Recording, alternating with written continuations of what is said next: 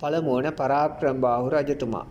පළමුවන විජයබාහු රජතුමාගේ අභාවයෙන් පසු ලංකාව තුළ මහත් අර්බුදකාරී තත්ත්වයක් මතුවිය. ඒ දේශීය නායකයන්ගේ බල අරගලය නිසාය. පරාක්‍රමබාහු කුමාරයා නැගී ආවේ මෙම පසුබිමේය. මේ කුමාරයාගේ දෙමාපියන් වූ මානාභරණ හා රත්නාවලී යුවළ විජයබාහු රජුට ඥාති සබඳතා තිබූ උදවියයි.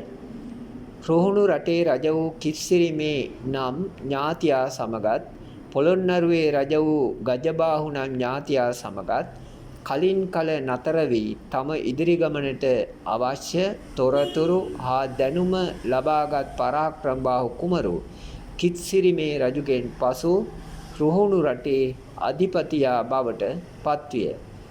ඔහු වර්තමාන සත්කෝරළයට අයත් පඬුවස් නුවර අගනුවර කොටගෙන දක්ෂිණ දේශයේ යුව රජුසේ කටයුතු කළේය.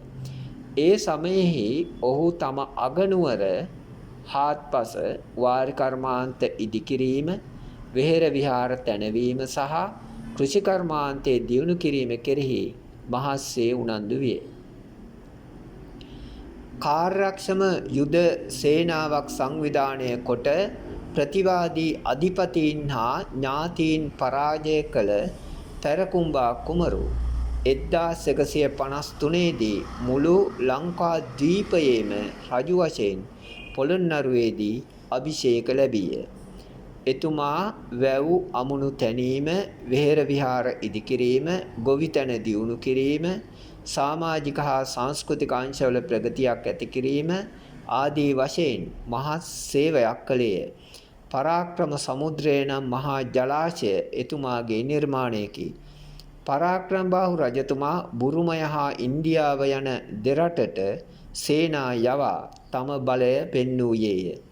එතුමා විසින් කරවන ලද මහත් සේවාවන් නිසා ලංකාවේ පහළ වූ ජාතික වීරයෙකුසේ සලකනු ලැබේ.